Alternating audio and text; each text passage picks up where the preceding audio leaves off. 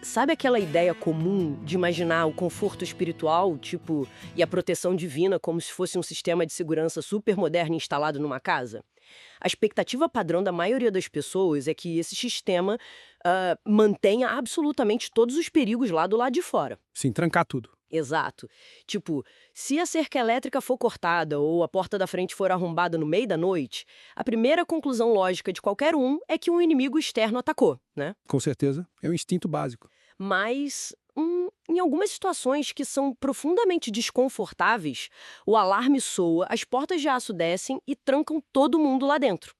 E aí a descoberta aterrorizante é que quem acionou esse bloqueio não foi um invasor, foi o próprio dono do sistema. Nossa, Pois é, ele age de forma super drástica para impedir que os moradores bebam de uma fonte envenenada que, tipo, já estava lá dentro da casa. essa quebra de expectativa é fantástica. E, assim, ilustra perfeitamente uma dor que gera uma confusão enorme na mente de muita gente. Porque existe uma atração quase instintiva por um universo perfeitamente binário, sabe? Ah, o bem contra o mal, claro. Isso. Aquele universo reconfortante, onde tudo que traz alegria, paz ou prosperidade vem de uma fonte divina. E absolutamente tudo que causa dor, perda ou frustração é, por definição, obra de forças malignas externas. É uma matemática simples. Muito simples. Mas a realidade que nós vamos analisar hoje propõe uma equação bem diferente dessa. Exatamente. Na nossa investigação aprofundada de hoje, a gente vai explorar o livro E se Deus for contra nós?, que foi escrito pelo teólogo e autor Augustus Nicodemos Lopes. Excelente obra. O nosso objetivo aqui é mapear como o autor interpreta textos bíblicos clássicos para confrontar essa visão religiosa mais, digamos, superficial. Ao longo da obra, ele defende que a tensão entre a disciplina severa e a graça restauradora é o que realmente molda a visão de mundo cristã. Sim, é o cerne do livro. E, só para deixar claro o nosso papel aqui, a gente não está aqui para tomar partido ou defender uma doutrina específica, tá? A ideia é destilar os argumentos do autor. A gente quer entender a lógica por trás deles. Porque, independentemente das crenças pessoais de quem acompanha a nossa análise, a forma como o livro estrutura a responsabilidade moral e o sofrimento é fascinante. Sem dúvida alguma. E o livro entra, tipo, com os dois pés do peito dessa noção popular de que a diversidade é sempre um ataque do inimigo. A obra constrói um argumento muito meticuloso, mostrando que momentos de grande adversidade podem ser a disciplina corretiva do próprio Deus contra o seu povo. Sim, e o gatilho. E o gatilho para essa ação drástica, segundo o texto, é algo inaceitável. O pecado oculto e não tratado. Certo. Vamos desempacotar isso. Porque, para entender essa mecânica de punição e disciplina, a gente precisa olhar para uma história muito específica que o livro resgata. É lá do antigo livro de Josué, no capítulo 7, a história de Acã. A narrativa de Acã é impressionante. É muito forte. Para criar uma analogia moderna, é como se uma empresa multinacional gigantesca tivesse a rede global inteira derrubada. Mas não por um ataque hacker da Rússia ou algo assim. O ataque externo, né? Exato, caiu tudo porque um único funcionário lá do baixo escalão resolveu plugar um pendrive infectado com um vírus minúsculo no próprio computador. O que é fascinante aqui é essa comparação. Porque o contraste na narrativa bíblica é brutal. Israel tinha acabado de conquistar a cidade de Jericó. E Jericó, não era uma cidade qualquer. Era uma fortaleza colossal. Gigantesca? Sim, e a vitória lá foi descrita como um milagre estrondoso. As muralhas simplesmente caíram sem que o exército precisasse usar força física de fato. O moral das tropas estava lá no teto. Invejável. Mas logo em seguida, eles marcham para uma cidade minúscula, insignificante, chamada Ai. E o resultado? Uma tragédia. Uma derrota humilhante.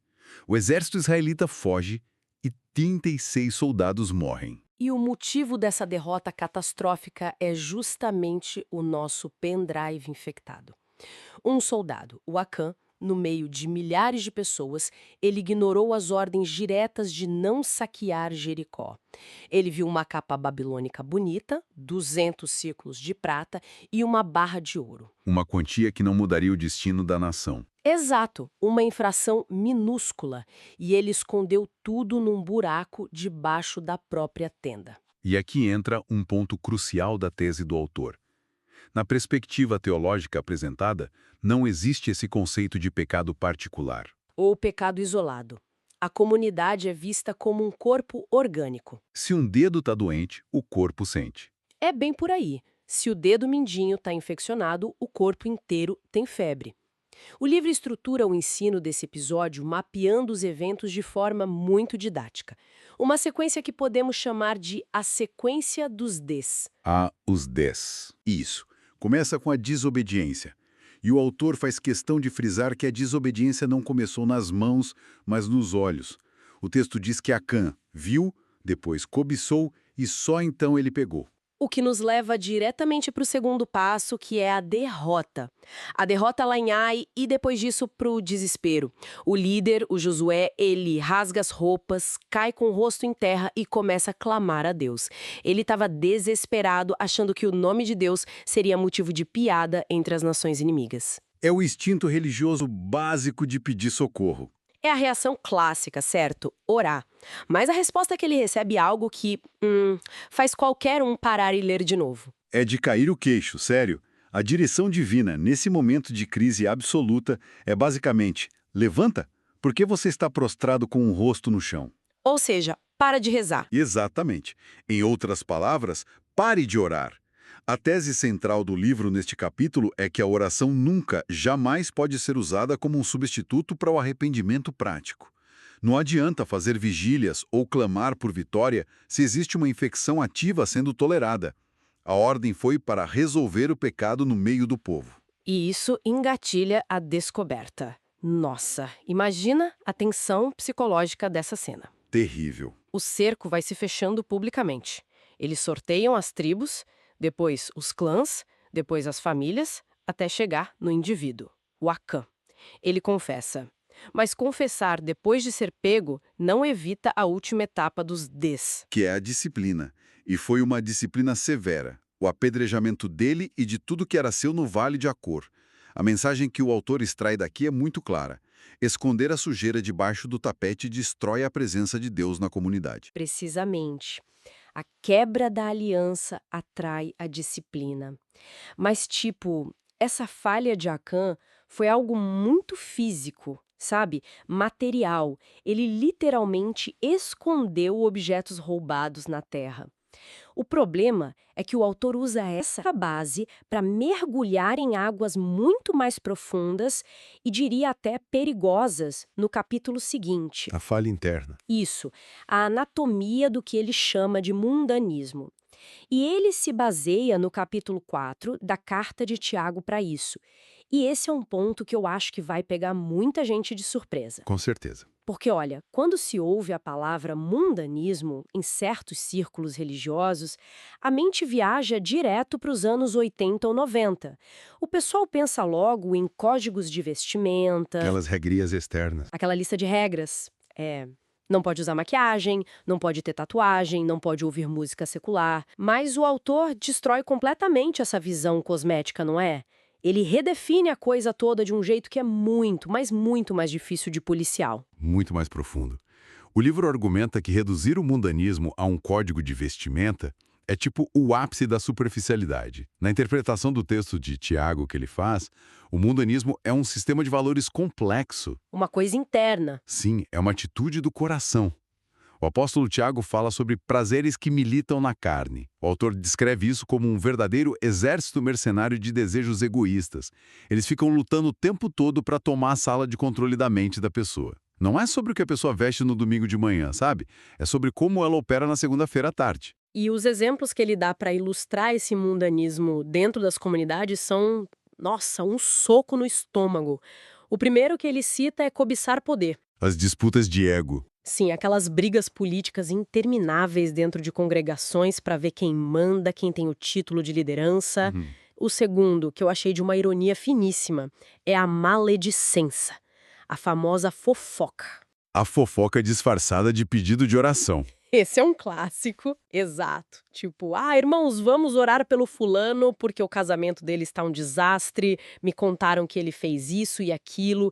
É a destruição da reputação alheia com uma embalagem de piedade pura. Mascarado de bondade. E o terceiro exemplo, que talvez seja o mais universal de todos, é a presunção de fazer planos para o futuro com total independência.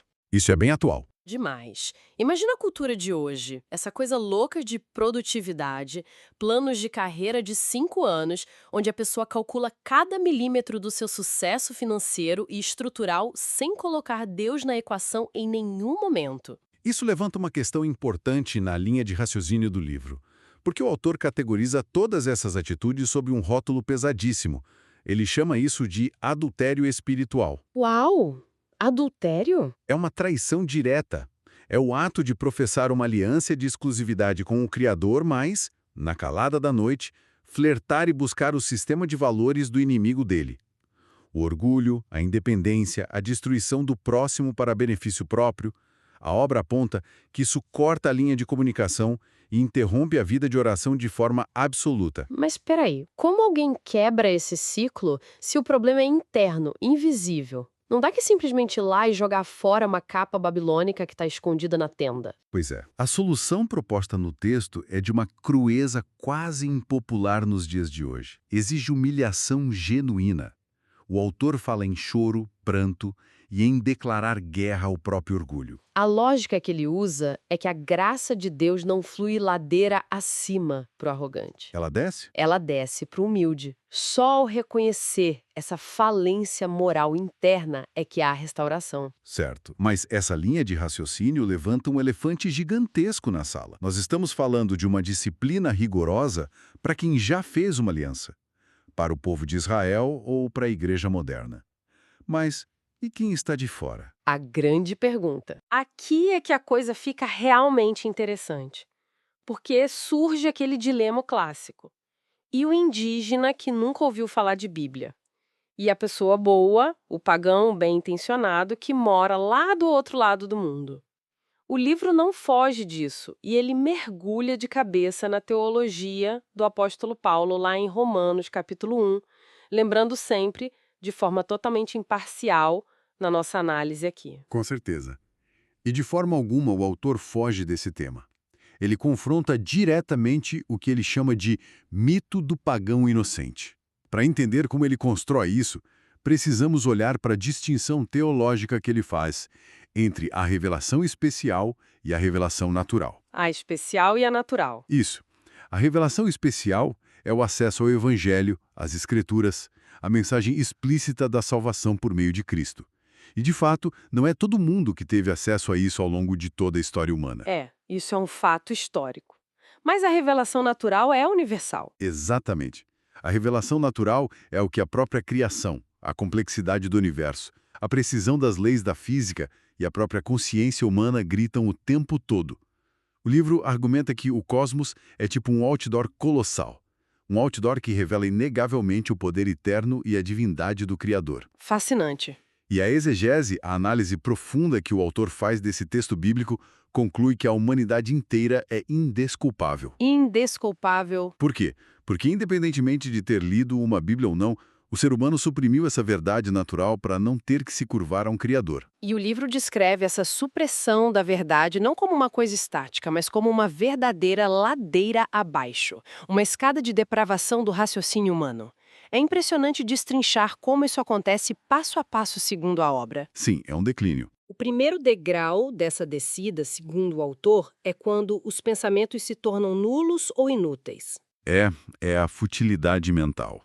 A tentativa exaustiva e falha do intelecto humano de tentar explicar a origem da vida e do universo, excluindo a única peça que faz o quebra-cabeça encaixar: o Deus Criador. Ao remover essa peça, o pensamento perde a sua âncora principal, o que leva automaticamente ao segundo degrau. O coração mergulha em trevas. Há uma desorientação, tipo uma bússola moral que perdeu o norte magnético. O que nos leva ao terceiro degrau, que soa meio paradoxal, que é a falsa sabedoria. Como ele traduz isso? Para traduzir isso de forma simples, é quando a sociedade constrói filosofias complexas, ganha prêmios, escreve teses, celebrando a própria genialidade por ser livre de dogmas religiosos, mas que, na leitura teológica do autor, baseada em Romanos, é a mais profunda loucura. É bater palmas para a própria desorientação. Nossa! E o resultado inevitável dessa loucura toda é o quarto degrau, que é a idolatria. O ser humano é, segundo essa visão, intrinsecamente adorador. Sempre vai adorar algo. Se ele não adora o Criador, ele vai adorar outra coisa. Pode ser o sol e a lua nas culturas antigas, ou, sei lá, pode ser o dinheiro, o próprio corpo, o status, o intelecto nas culturas modernas. A criatura passa a adorar a si mesma ou as coisas que ela inventou. E aí chegamos no fundo do poço dessa escada. O quinto degrau, que é a retribuição divina. E a forma como o autor descreve isso quebra outro grande estereótipo religioso. Como assim? A ira de Deus ali não é um raio caindo do céu para pulverizar o pecador. A punição é muito mais assustadora. É Deus simplesmente tirando o pé do freio. O abandono. Eu abandono. O autor enfatiza a frase bíblica "Deus os entregou". O juízo divino, nesse contexto da obra, é permitir que a humanidade siga exatamente o caminho que exigiu seguir e que colha todos os frutos amargos de suas próprias paixões descontroladas. Ele lista alguns desses frutos, né? Sim, o livro aborda temas complexos aqui. Ele cita a degradação moral, as práticas homossexuais e a corrupção estrutural da sociedade não apenas como problemas sociológicos a serem resolvidos, mas como a prova visível e atual de que a ira de Deus já se manifesta hoje. A sociedade caótica é, de acordo com o texto, o espelho de uma humanidade deixada à própria sorte. Essa visão é super densa e traz um baita choque de realidade. Mas tem uma peça desse quebra-cabeça que sempre causa um desconforto ainda maior. Sempre tem. Até agora a gente estabeleceu a lógica do livro de que o pecado, seja o roubo físico lá do Acã, seja um mundanismo interno nas igrejas ou a rebelião natural da humanidade, atrai a disciplina e o juízo de Deus. A consequência direta do erro é o sofrimento. Certo. Certo. Não uma relação de causa e efeito. Mas e quando a equação não fecha? E quando o sofrimento esmaga alguém que não está em rebelião? Esse é, sem dúvida, o paradoxo mais doloroso de toda a fé cristã. E o livro não se esquiva de jeito nenhum. Ele enfrenta de peito aberto a chamada teologia da prosperidade. Aquela velha ideia de que se a pessoa for boazinha, Deus garante saúde e riqueza blindadas. Essa mesma.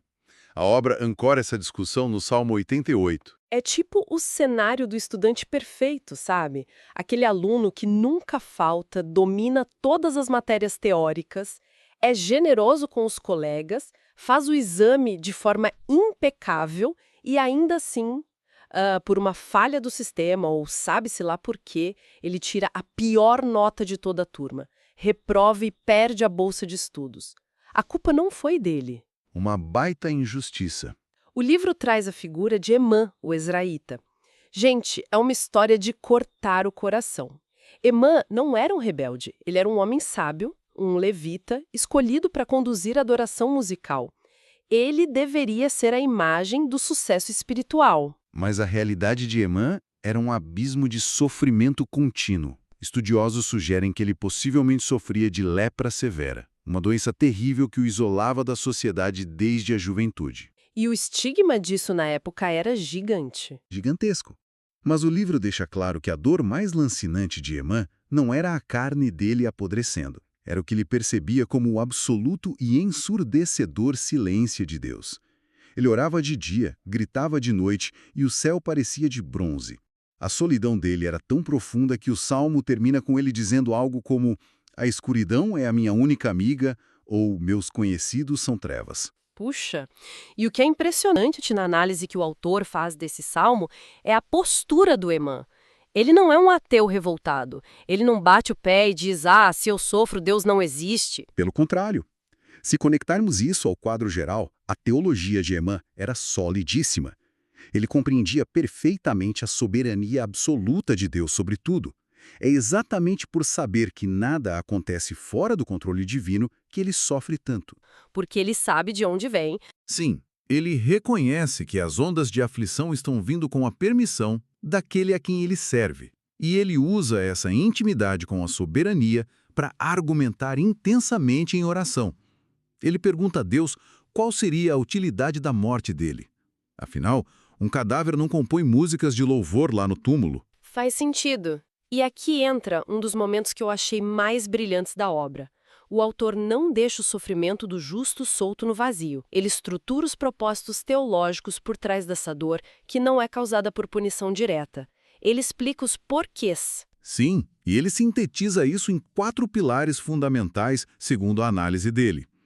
O primeiro propósito de Deus, ao permitir o sofrimento na vida de um justo, é o lembrete existencial de que a terra não é o céu. A dor impede que o ser humano finque raízes profundas demais no mundo que é temporário, criando uma saudade legítima da eternidade. É quase como um antídoto contra o conformismo, né? Se a vida fosse sempre perfeita aqui, ninguém ia querer o destino final. E o segundo pilar? O segundo é demonstrar a magnitude do estrago causado pela queda original. O sofrimento do justo é um lembrete visual e constante da seriedade de se viver num cosmos fraturado pelo pecado, onde a morte e a doença ainda operam como parasitas. Caramba. E o terceiro? O terceiro pilar tem a ver com o nosso ego. A dor tem o papel de remover as muletas da autossuficiência. Quando os recursos acabam, os médicos desenganam, ou o dinheiro perde o valor, o ser humano é reduzido a uma dependência crua e total da graça de Deus. E o quarto pilar, que amarra tudo de forma genial, é o apontamento para o futuro. É o mais denso de todos. O sofrimento inexplicável de um homem bom como Emã prefigura, aponta diretamente para o sofrimento supremo do único ser humano verdadeiramente justo de toda a história, Jesus Cristo na cruz. A dor do inocente. Isso. Ali, o inocente absoluto também clamou e suportou o maior de todos os silêncios divinos. Não por causa dos próprios erros, mas para solucionar definitivamente o problema da alienação humana. Então, o que tudo isso significa? Isso nos leva estrategicamente ao ponto de virada de toda a nossa análise. Até aqui, a gente caminhou por um campo minado. Bem minado. Vimos a disciplina implacável sobre o pecado escondido de Acã, a podridão daquele mundanismo maquiado, a rebelião inerente de toda a humanidade que é descrita lá em Romanas e o enigma quase insuportável da dor dos justos como a do Emã. Mas o livro não é um ensaio sobre o desespero. Não, de forma alguma. Ele apresenta uma via de escape e essa solução final se concentra inteiramente na visão do autor sobre o capítulo 14 do Evangelho de João. É o momento de reconciliação da obra. O autor foca na afirmação explosiva de Jesus, dizendo aos seus discípulos confusos: "Eu sou o caminho, a verdade e a vida." O autor não trata isso como uma frase poética de autoajuda. Não é um pôster motivacional. Nem um pouco.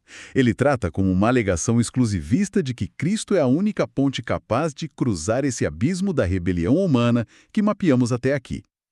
No entanto, o próprio texto bíblico traz uma promessa embutida que, historicamente, sempre gerou polêmica.